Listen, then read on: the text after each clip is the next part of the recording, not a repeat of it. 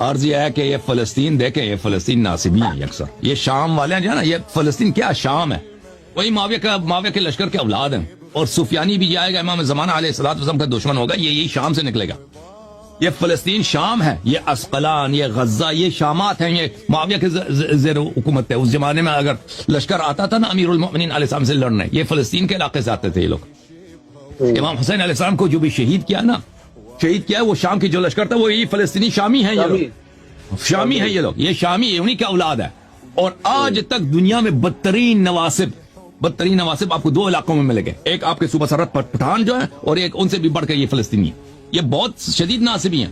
ایرانی جو جھوٹ بولتے تھے کہ ہم جی بڑے فلسطین کے ساتھ محبت کرتے ہیں، اس کی وجہ سے ہم نے جناب اپنے ملک پر جنگ مسلط کروا لی ہے اور ہم نے یہ کیا ہے، اصل میں ایرانیوں کا اور یہ جو روافض ہیں ان کا اصل نظریہ جو ہے وہ یہی ہے فلسطین کے بارے میں کہ وہ ان کو ناسبی مانتے ہیں۔ اصل میں ان کے دلوں کے اندر جس طرح صحابہ کرام کا بغض موجود ہے،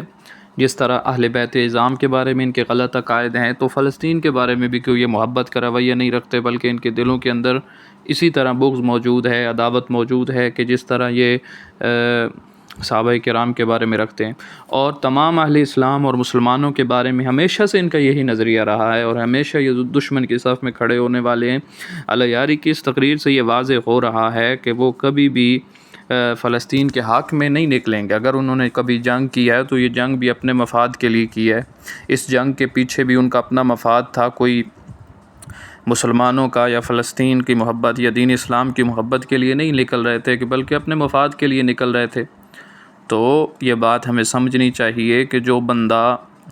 صحابہ کرام کے بارے میں، قرآن کے بارے میں اور ازواج مطہرات کے بارے میں مخلص نہیں ہو سکتا، وہ میرے اور آپ کے لیے کیسے مخلص ہو سکتا ہے؟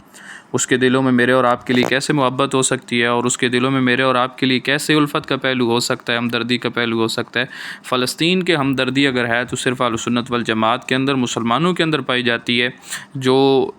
مختلف ممالک سے تعلق رکھتے ہیں، اگرچہ ان کا جو حکمت عملی ہے یا وہ جو کام کر رہے ہیں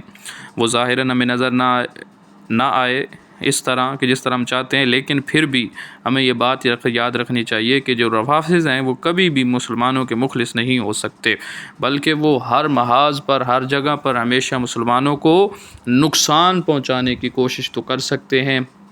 لیکن کبھی بھی ان کی خیر خواہی یا ہمدردی کے لیے کام نہیں کر سکتے۔